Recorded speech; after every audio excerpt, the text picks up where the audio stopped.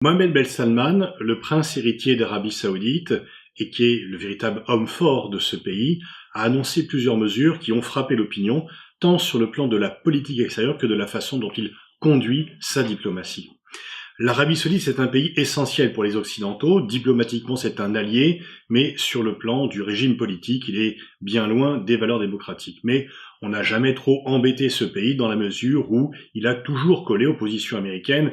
Il faut se rappeler que, notamment, l'Arabie Saoudite a joué un rôle important dans la chute de l'Union soviétique dans les années 80 en acceptant d'augmenter très fortement sa production de pétrole pour faire diminuer les cours. Et depuis 1945, il y a un pacte entre États-Unis et Arabie Saoudite. En échange d'un pétrole abondant et bon marché, les États-Unis garantissent la sécurité du régime saoudien.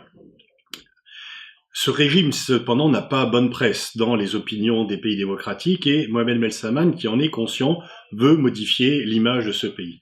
Il doit faire face au défi de l'après-pétrole. Le prix des cours du brut a beaucoup baissé et c'est beaucoup plus difficile pour un pays à forte population comme l'Arabie Saoudite que ce ne l'est que pour des pays à faible population comme les Émirats Arabes Unis ou le Qatar.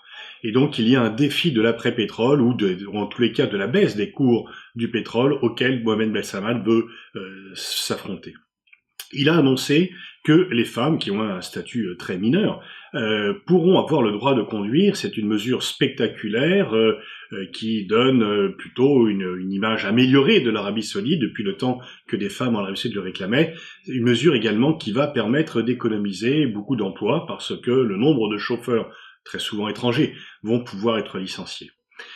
Salman a également s'est exprimé en faveur d'un islam plus modéré. L'Arabie Saoudite a, tout au long des années 70-80, exporté des prédicateurs, des mosquées, d'une vision très rigoriste de l'islam, qui, par la suite, ont pu déstabiliser des pays en Afrique de l'Ouest, en Algérie ou ailleurs.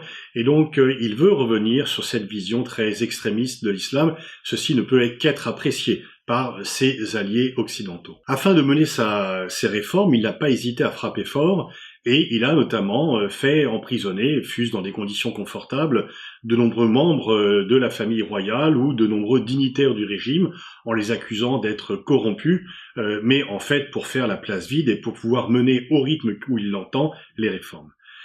Alors, c'est problématique, bien sûr, parce qu'il fait appel à des investisseurs étrangers, mais ceux-ci ont besoin de garanties de sécurité, et s'il y a des incertitudes sur le fait que des gens qui étaient des contacts puissent être emprisonnés comme cela très rapidement, cela ne va pas rassurer les investisseurs étrangers, et les bénéfices économiques que Mohammed Ben Salman compte obtenir ne seront peut-être pas au rendez-vous.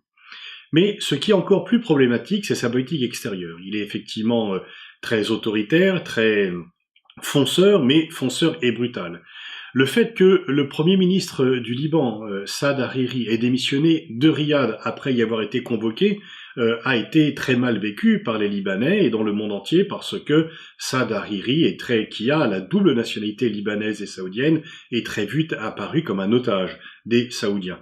Et il a fallu l'intervention de la France qui a là marqué un joli coup diplomatique pour obtenir qu'il vienne à Paris, ce qui sera un sas de transition avant un retour à Beyrouth. Si Mohammed Ben Salman a agi si brutalement à l'égard du Liban, c'est qu'il y craint la montée en puissance de l'Iran à travers le Hezbollah. Et en fait, en termes de politique étrangère, il a suivi 3 politiques très fortes, toujours dans la perspective, dans le but de contrer, selon lui, une influence trop forte et grandissante de l'Iran. C'est pour cette raison qu'il poursuit des bombardements et qu'il fait un blocus pour empêcher l'aide des ONG à l'égard du Yémen, ce qui provoque une très grave crise humanitaire. Certes, l'Iran n'est pas sans interférence dans ce qui se passe au Yémen, mais le résultat, c'est que c'est l'Arabie Saoudite qui est montrée du doigt pour la catastrophe humanitaire qui est en cours au Yémen, qui est due au bombardement de populations civiles, au bombardement d'infrastructures et au fait que les ONG sont empêchées d'avoir accès aux victimes. De même, jugeant le Qatar trop proche de l'Iran, il a mis en place une sorte de blocus du Qatar, mais qui a échoué parce qu'il n'est pas suivi totalement. Les pays du Conseil de coopération du Golfe sont divisés, Oman et le Koweït n'ont pas suivi l'Arabie Saoudite sur ce point, si les Émirats Arabes Unis l'ont fait ainsi que Bahreïn, et ce blocus, loin d'avoir fait plier le Qatar, l'a plutôt rapproché de l'Iran. Quant au coup de force par rapport au Liban, eh bien finalement, les Libanais se sont regroupés autour de leur Premier ministre et dénoncent une ingérence saoudienne. Finalement, il a plutôt été à l'encontre de la politique recherchée qui était d'isoler le Hezbollah. C'est plutôt l'Arabie Saoudite qui s'est isolée dans la politique du Liban. Le Liban qui aujourd'hui est victime d'interférences de l'Iran d'un côté et de l'Arabie Saoudite de l'autre. Certes, l'Iran n'est pas sans responsabilité. Et depuis la signature de l'accord nucléaire le 14 juillet 2015, on voit bien que sur d'autres fronts, les Pasdaran essaient d'avoir une vengeance, une revanche.